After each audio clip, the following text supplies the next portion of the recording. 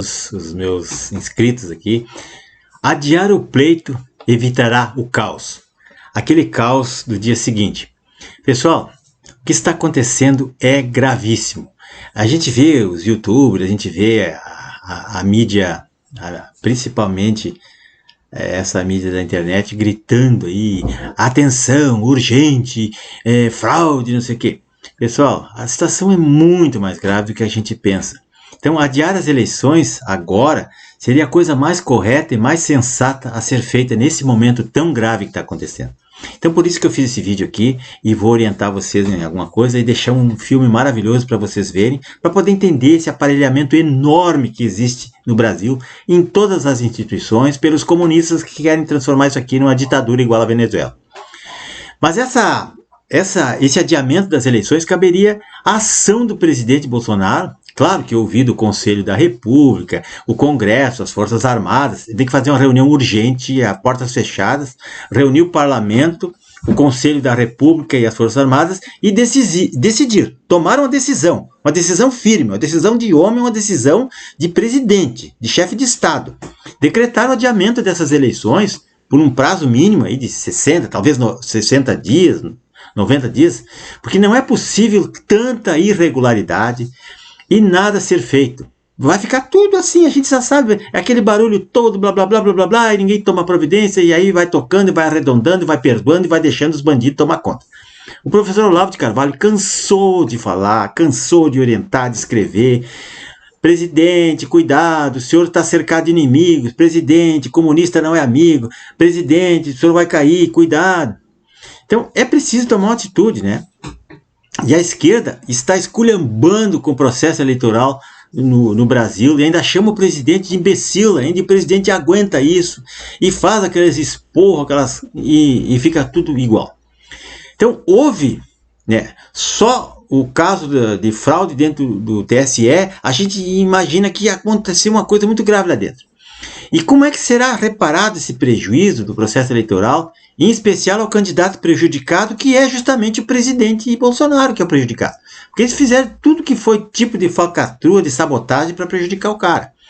E a campanha do Lula, que usou funcionários lá de dentro do TSE, e não foi um só, para roubar as eleições. Como é que fica isso? Sem dúvida, nós estamos diante de um escândalo assim, de maiores proporções do Brasil, um escândalo internacional. Então, o senador Lazier Martins, do Rio Grande do Sul, ele disse que adiar as eleições seria a única solução, né? Após essa denúncia que houve de inserção de exoneração de servidor do TSE, que quando souberam dessa fraude, dessa crise, a primeira coisa que fizeram foi pegar um boi de piranha e despachar o cara. Mas não adianta, ele não agiu sozinho. Como é que um cara vai agir? Vocês imaginam o tamanho do Tribunal Superior Eleitoral em todo o Brasil? Ele não é uma coisinha pequenininha, tem milhões de pessoas envolvidas nisso. Só os funcionários são milhares e os milhões de pessoas que são os eleitores, que são as pessoas que participam de todo o processo. Então, depois de tanta sacanagem, denúncias, e fofocas, e fake news e não sei o quê, o ministro Alexandre de Moraes resolveu então pegar aquele funcionário para boi de piranha e despachar o cara. Mas isso vai ficar por isso mesmo? Mas será que ele agiu sozinho? Eu duvido. Eu tenho 2,5 neurônios. Ele não agiu sozinho. É que nem o assassino do candidato lá. Ele não agiu sozinho. Tinha mais gente por trás dando cobertura. E se o presidente não agir agora, ele vai perder as eleições, pessoal. Não adianta, todo mundo pode ir em peso votar, porque não é o problema do voto. O problema é muito mais embaixo, é muito maior. E o melhor... eles vão roubar as eleições dele. Isso aí está na cara, né? E todo mundo está contra ele, a gente sabe, né? Quem garante que um Estado aparelhado, como está agora o Brasil, que eu venho falando isso há 8 anos, né? Quem é que garante que esses algoritmos não vão dar aquele rabo de peixe assim? Quem está ganhando perde, quem está perdendo ganha. Sabe aquele rabo de peixe quando o algoritmo começa a pender para um lado? Aquilo ali é planejado. Eu não sou técnico nessa área de TI, mas eu tenho 2 neurônios. A gente pode imaginar isso aí. Então, eles vão... O que vai acontecer isso aí? Ó? O lado que ganhar, né? Eles vão dar um jeitinho. E teve um ministro aí que falou, né?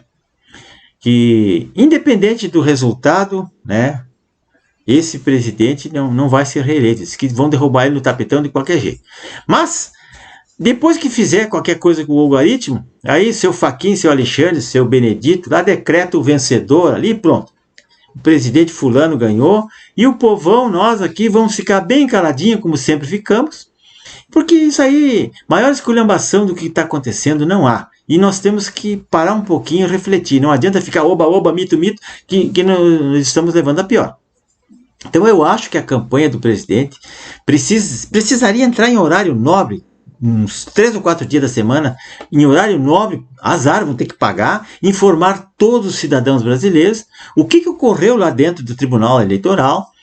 E, na minha opinião, as Forças Armadas, que são membros dessa comissão aí de transparência, ou a Polícia Federal, deveriam assumir esse sistema até domingo. Depois das eleições, então, devolve para o tribunal competente, mas, por enquanto, assume investigação, se fosse o caso. Mas o ideal, o melhor, é suspender isso aí, porque não tem mais condições.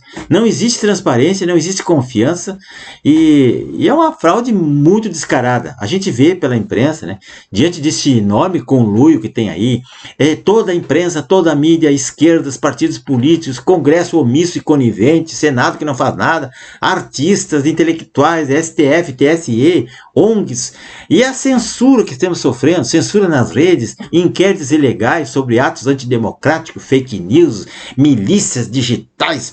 Só eles investigam de milícias digitais de um lado, do outro lado tá tudo tranquilo. As milícias da CUT, as brigadas da CUT, tudo tranquilo. Agora, lá do Bolsonaro, vamos investigar. As tia do Zap. Então, alguém vai se importar com fraude que a direita possa sofrer? Alguém está preocupado com as fraudes? Não, estão preocupados do lado deles lá. E está claro que eles querem derrubar o presidente Bolsonaro, só ele talvez não tenha percebido ainda, né? E eles já cansaram de declarar isso, todo dia eles declaram, é vídeo, é declaração, é cartinha da democracia, cartinha não sei o quê, eles querem derrubar o presidente. Então, o pior de tudo isso será o dia seguinte, né? Eu botei ali. O pior será o dia seguinte, porque qualquer que seja a situação, o caos está gerado. Tanto para um lado quanto para outro, o caos está gerado, né? A esquerda vai quebrar tudo, ou então a direita vai ficar muito frustrada e não vai aceitar isso aí. Se o presidente Bolsonaro ganhar e um ministro do STF der uma canetada lá, ou como eles vivem dizendo que vão derrubar ele no tapetão, já disseram isso, eu não vou dizer o nome do ministro que declarou isso, mas tem vídeo aí, vocês dêem um Google aí que vocês vão achar. E a esquerda não irá deixá-lo assumir se ele ganhar. Então, assim, imagine milhares de esquerdistas enchendo Brasília, como fizeram em 2016, que eles quebraram tudo, não ficou um orelhão inteiro, não ficou uma vidraça inteira, eles destruíram a cidade, os esquerdistas botaram fogo, viraram automóvel, como está aí na capa do vídeo, eles viraram automóvel, incendiaram ônibus, fizeram horrores, logo após o impeachment da Dilma. Então, como é que o descondenado foi descondenado para ganhar? E como é que o pessoal do Bolsonaro vai encarar essa situação aí, né? Nós todos ficaremos absurdamente frustrados com isso, porque a gente sabe, a gente tem consciência que tem fraude. Ninguém ficará feliz. Quanta gente vai para a rua? Quantas vezes em Brasília eu fui para a rua, né, morando lá? Todos os domingos a gente ia para a rua, 7 de setembro ou não, todo ano a gente ia para a rua, já há 3 anos isso. E aí o presidente pedia apoio da população, o pessoal ia lá, nós autorizamos, não sei o quê, e ficava tudo sempre cada vez pior. E ninguém vai ficar feliz com isso, porque o caos vai se instalar. O Maduro, a esquerda, o Foro de São Paulo ficam mandando mensagem para cá, para a esquerda brasileira. Então, para evitar tudo isso, o melhor conselho foi esse que eu disse do senador Martins, que é suspender as eleições até apurar todas essas irregularidades que estão escancaradas aí, botar a Polícia Federal na rua, botar as Forças Armadas a trabalhar, ou então instalar logo uma ditadura venezuelana, que entregar a chave e pronto. É isso que o PT quer, é isso que o Lula quer, e parece que é isso que o povo não está entendendo que vai acontecer. Então, pessoal, sei que muita gente vai ficar zangado comigo e tudo, mas eu tenho muita vivência, sou um macaco muito velho, então não adianta fazer cartinha pela democracia, reclamar da censura, espernear, né? Isso é uma idiotice, não adianta. Esse papinho do ministro Alexandre aí que, não, nós estamos trocando as equipes, não sei o quê, mas faltando 4 dias para as eleições, começar a trocar a equipe, dispensar servidor, isso não tem cabimento, isso aí.